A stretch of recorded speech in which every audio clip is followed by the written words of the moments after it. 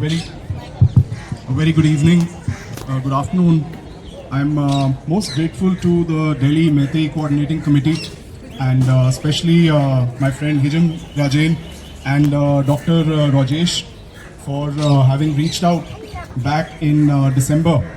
I remember in December there was an event that we organized at the Foreign Correspondents Club, and I had made a request and an appeal for both sides to come together and expressed our availability to facilitate a dialogue, facilitate peace in the state. And I'm most grateful that Hijam Rajain and Dr. Rajesh and the Delhi Meitei Coordinating Committee reached out. And we've been in constant conversation ever since. I actually was, when I was listening to all the speakers, I was grateful that you have all been truthful about the entire situation. Because at the heart of all these issues is a lot of lies and misinformation. And when I heard you, Hijam, speak about that our Prime Minister has the time to go to neighboring countries, but he doesn't have time for Manipur, that's when I decided that I will recite a poem which I had written in 2023 itself. And I write some works, and especially the poems, I feel I don't write, they come out of me, I don't know where, but this is one of those works which came out in maybe 15 or 20 minutes. So I'm going to share that poem with you to start my conversation with you. And the poem's title is Amrit Kal. It's in Hindi. I'll also try to speak maximum in Hindi because I also think that this issue needs to go to the heartlands of the country, to every nook and corner of the country. So this is the poem titled Amrit Kal. जल रहा था देश पर साहिब चले गए परदेश, जल रहा था देश पर साहिब चले गए परदेश, बदले ना जाने कितने भेष, चीख पुकार हाहाकार, चीख पुकार हाहाकार, जनाब बोले क्या नया समाचार, कहाँ करना है अगला प्रचार, एक बार फिर अपनी सरकार। लोगों ने लगाई गुहार, लोगों ने लगाई गुहार, पर जज साहब बोले अरे ऐसी भी क्या जल्दी है, छुट्टियों के बाद आना यार। So if you know the matter was delayed in the supreme court. लोगों ने लगाई गुहार, जज साहब बोले अरे ऐसी भी क्या जल्दी है, छुट्टियों के बाद आना यार।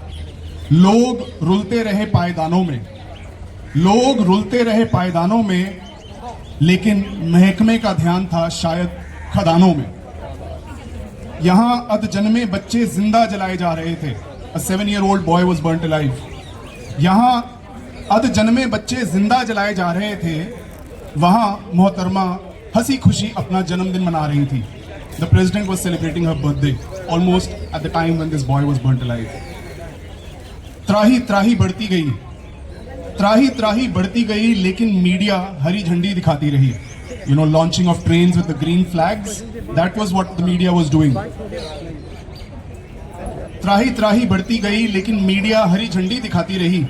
ए देशवासियों ए मणिपुर, ए देशवासियों ए मणिपुर, हमें माफ करना, इस देश से इंसाफ की उम्मीद भी ना करना, यहां लोग बदल गए हैं, यहां लोग बदल गए हैं। इस नए भारत में इंसान खंड खंड हो गए हैं, इस विनाश काल में इनमें वैशी दरिंदे आकर बस गए हैं। This was a poem which I wrote in 2023, I think June or July, and things have only gotten worse from there. A government which was supposed to protect every single person, आप सभी की सुरक्षा का जिम्मेदारी सरकार की थी, लेकिन सरकार चाहे वो सेंट्रल गवर्नमेंट हो चाहे वो स्टेट गवर्नमेंट हो, उन दोनों ने ही सबके साथ एक धोखा किया।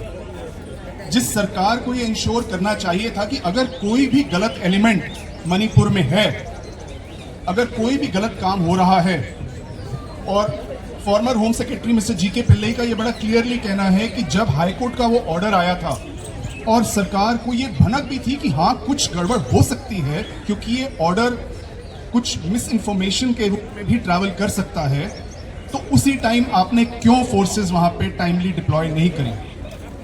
आपको जब पता है कि अप्रैल में पहली लूट हुई आर्म्स की, आपने क्यों फोर्सेस टाइमली मैनर में वहां डिप्लॉय नहीं करी? लेकिन ना केवल टाइमली मैनर में फोर्सेस डिप्लॉय नहीं करी गई, लेकिन उसके साथ साथ सरकार क्या करती है, वो हथियारों को आप में बांट देती है। जाओ लड़ो, मरो कटो, मारो काटो। तो एक सरकार जो ऐसा काम कर रही है, क्या उस सरकार को सरकार में रहने का हक है? आवाज नहीं आई। क्या ऐसे लोगों को देश के कानूनों के तहत सजा मिलनी चाहिए कि नहीं मिलनी चाहिए? तो आज पूरे देश को यह समझना होगा कि आज ये केवल मणिपुर का मुद्दा नहीं है, ये पूरे देश का मुद्दा है, और पूरे देश को आप सबके साथ आके खड़ा होना होगा। और देश में जो भी जिस तरीके भी प्रताड़ित है, आज वहां पे सामने एक धरना लगा हुआ था, जो हमारे पैरामिलिट्री के जवान हैं, सीआरपीएफ, बीएसएफ, मैं उनके साथ भी जुड़ा रहा हूं 2-2.5 साल से कम से कम। आज बताइए कि इस पैरामिलिट्री के जवानों को भी कटोरा लेके भीख मांगना पड़ रहा है कि हमें हमारा हक दे दो। और यही पैरामिलिट्री के जवान और आर्मी के जवान मणिपुर में मारे भी जा रहे हैं और देश भर में मारे जा रहे हैं। कोई स्टूडेंट कहता है कि मुझे पढ़ाई करने दो, तो उसको डंडे पड़ते हैं। कोई डॉक्टर कहते हैं कि हमारी एक फेलो डॉक्टर के साथ कुछ इतना घिनौना काम हो गया, तो उसको डंडे पड़ते हैं। बच्चे जॉब्स मांगते हैं तो डंडे पड़ते हैं। और यहां पे हम एक कदम आगे और निकल गए। आप देखिए यहां पे कितने पैरामिलिट्री के लोग स्टेशन किए गए हैं। तीनों चारों तरफ पैरामिलिट्री है। ये पैरामिलिट्री आर्मरीज पे क्यों नहीं थी? क्यों आर्मरीज को एक open ground for handover of weapons बनाया गया और इंसानों को दरिंदा बनने में आपने फैसिलिटेट किया? तो ऐसा कोई भी इंसान जो इस सारे में शामिल है, उसको अपने पद पे रहने का 1 सेकंड का भी हक नहीं है। तो क्या ये सही होगा कि हम ये कहें कि प्राइम मिनिस्टर से लेके गवर्नर और होम मिनिस्टर इन सबको इमीडिएटली रिजाइन करना चाहिए? क्या इन सबके खिलाफ सख्त कानूनी कार्रवाई होनी चाहिए?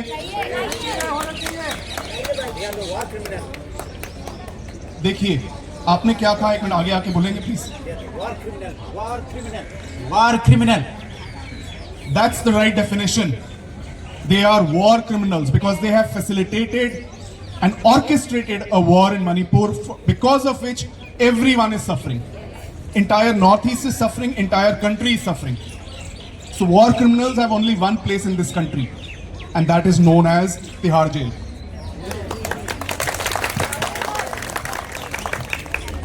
मैं आज आप सबसे ये भी कहना चाहूंगा कि अगर इस प्रॉब्लम को हमें रिजॉल्व करना है, तो ये सरकार नहीं करेगी, क्योंकि इस सरकार की नीति ही नहीं है, इस सरकार के डीएनए में नहीं है। आप कभी भी पीस इंपोज नहीं कर सकते। पीस के लिए आपको ट्रस्ट बनाना पड़ता है। डॉक्टर राजेश ने कहा कि फ्री मूवमेंट रिजीम बिल्कुल जरूरी है। पूरे देश में there is a right to free movement of every single citizen, constitutional right.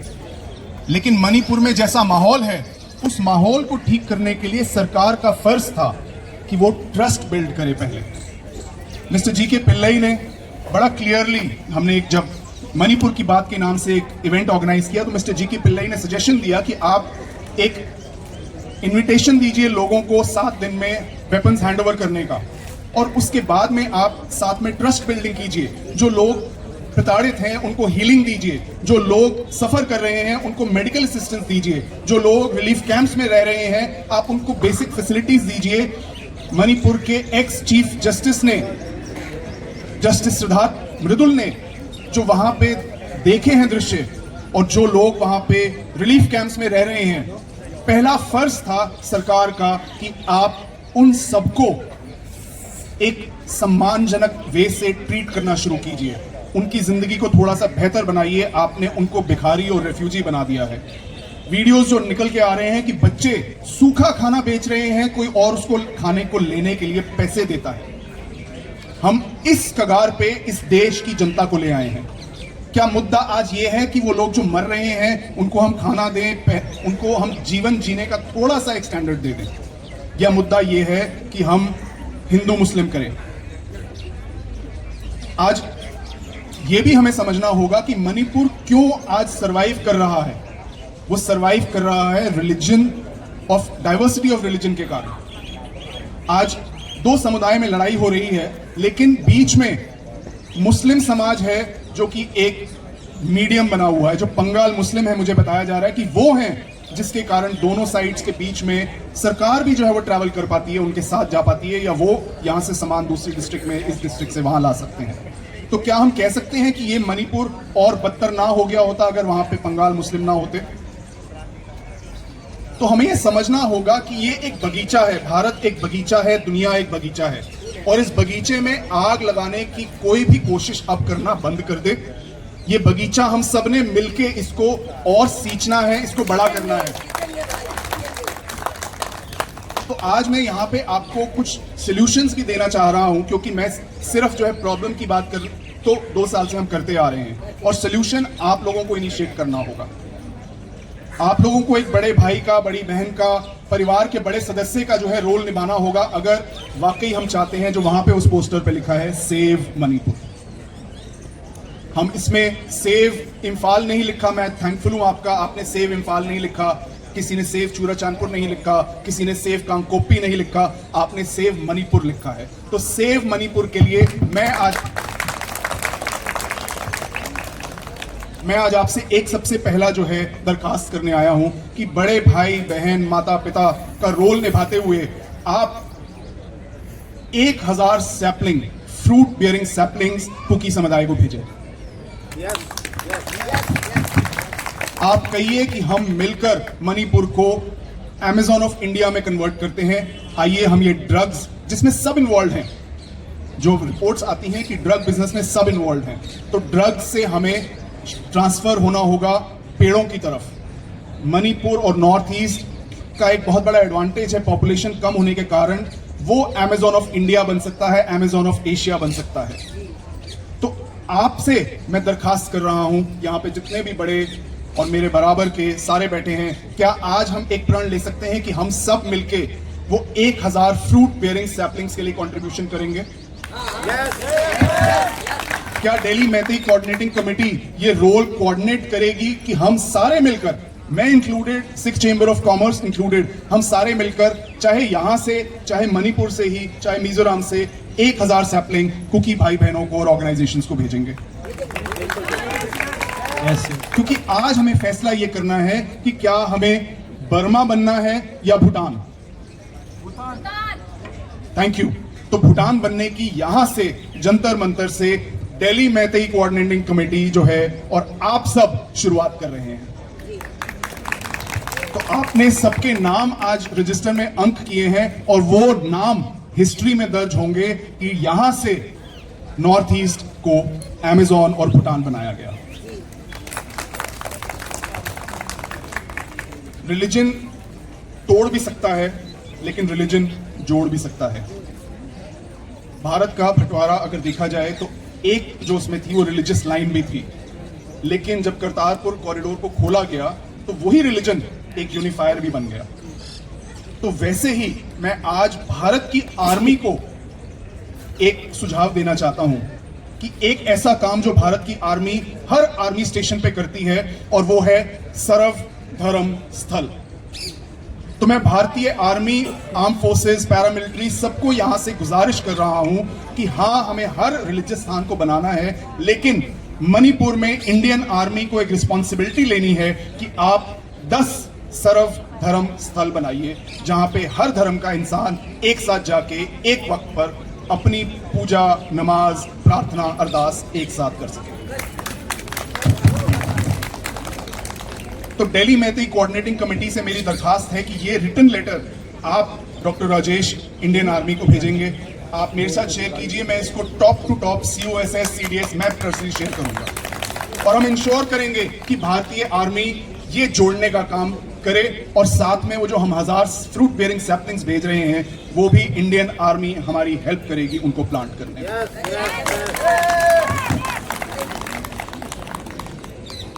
मैं आपको एक बारी दोबारा ये रिमाइंड कराना चाहता हूं कि हम सबने, खासकर मैतेई और कुकी समाज ने कोएग्जिस्ट किया है। न केवल कोएग्जिस्ट किया है, एक दूसरे के साथ खड़े हुए हैं, एक दूसरे की सेफ्टी सिक्योरिटी करी है। तो आज हमें उन मुद्दों में जाने की जरूरत है कि कौन है वो लोग जिन्होंने इन रिश्तों को आग लगाई। एक अंग्रेजी में एक कहा जाता है कि एक डिब्बे में, मैं उसका हिंदी अनुवाद आपको बता रहा हूं, कि अगर एक डिब्बे में ब्लैक एंड्स, काली चींटी और लाल चींटी दोनों को डाल दो तो वो अपना काम करती रहेंगी, लेकिन अगर आप डिब्बे को हिलाओगे तो वो एक दूसरे को काटने लगेंगी, क्योंकि उन्हें पता नहीं है किसने डिब्बा हिलाया। तो आज हमें ये ढूंढने की जरूरत है किसने डिब्बा हिलाया, और वो सारे तिहाड़ जेल जाएंगे।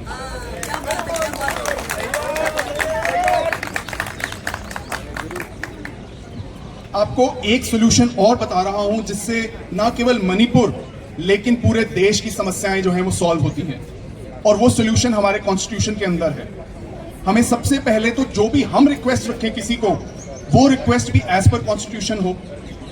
दूसरा, कॉन्स्टिट्यूशन के 2 शेड्यूल्स हैं, शेड्यूल 11 और शेड्यूल 12, जो कि roles and responsibilities of panchayat and roles and responsibility of municipality को डिफाइन करते हैं। आप सभी को कॉन्स्टिट्यूशन शेड्यूल 11 और शेड्यूल 12 की कमिटीज बनानी है। शेड्यूल 11 में 29 पॉइंट हैं जिसमें म्यूनिसिपैलिटी के सारे रोल, पंचायत के सारे रोल जो हैं दर्ज हैं। तो आप पंचायत लेवल पर पंचायत के पास जाके डिमांड कर सकते हैं कि मेरी रोड को डेवलप कीजिए, मेरे यहाँ पे हेल्थ सेंटर दीजिए, मेरे यहाँ पे एजुकेशन दीजिए, मेरे यहाँ पे बड़े बूढ़े जो किसी भी तरीके से सफर कर रहे हैं उनको आप फैसिलिटीज दीजिए। आपको जानकर हैरानी होगी कि केरला, जो कि एक सबसे एडवांस्ड और डेवलप्ड स्टेट है, उसमें स्टेट गवर्नमेंट का जो बजट है उसका 41%, 41% डायरेक्टली पंचायत को जाता है। तो डेवलपमेंट तो होगा ही होगा, क्योंकि डेवलपमेंट की जरूरत बेस से होती है।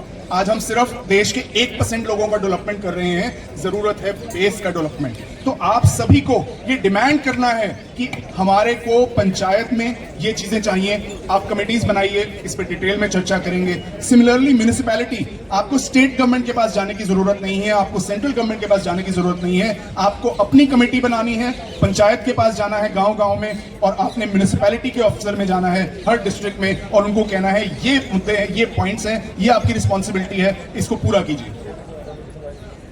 डेवलपमेंट होगा तो जॉब्स आएंगी तो लोगों के पास रहने का स्टैंडर्ड बढ़ेगा, रोने का स्टैंडर्ड बढ़ेगा, तो लोगों की रंजिशें खत्म होंगी। कहते हैं an empty mind is the home of the devil.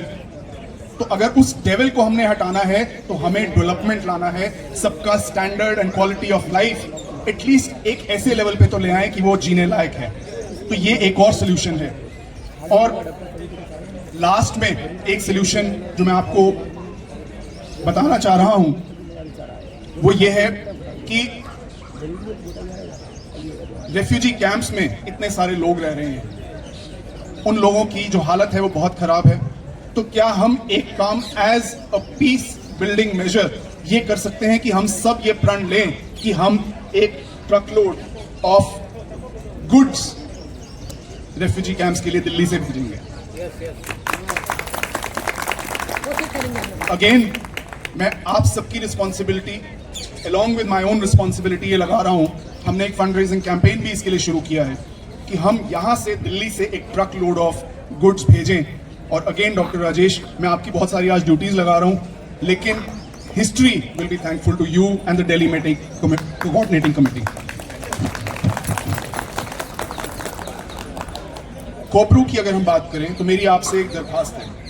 हालांकि अभी तक सुप्रीम कोर्ट ने आप सबके साथ धोखा किया है, और सुप्रीम कोर्ट के कोर्ट नंबर 1 जो कि चीफ जस्टिस ऑफ इंडिया है, पिछले 2 साल में उन्होंने इस देश के साथ मणिपुर से रिलेटेड जो धोखा किया है, उससे पूरे कोर्ट पे और पूरे जुडिशियल सिस्टम से मेरा और देश भर का जो है विश्वास खत्म हो चुका है। इसीलिए हमें यहां आना पड़ रहा है।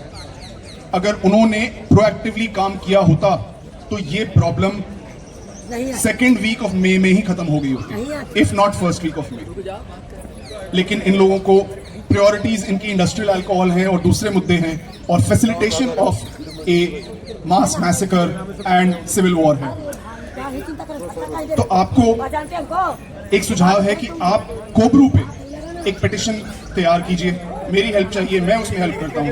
आप कोबरू पे एक पिटिशन फाइल कीजिए सुप्रीम कोर्ट में, और अगर तब भी सुप्रीम कोर्ट नहीं मानता तो मैं आपके यहां से साथ में लीड करूंगा आपको कोबरू तक। अगर सुप्रीम कोर्ट आपकी जायज रिक्वेस्ट को, पीआईएल को नहीं फुलफिल करता, नहीं ऑर्डर पास करता, तो हम यहां से चलेंगे पूरा कोबरू तक। I will be happy to lead and facilitate, क्योंकि again religion, spirituality can be the unifier which this country needs.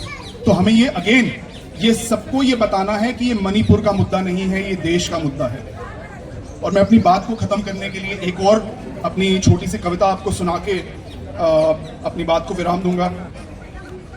ये कविता भी मणिपुर के कारण ही कहीं पे जो है आई अंदर और लिखी, और इस कविता का नाम है इतिहास। तो क्या मैं आपसे 2 मिनट के लिए आपका फुल अटेंशन मांग सकता हूं? यस यस, बिल्कुल बिल्कुल। तो कविता का नाम है इतिहास।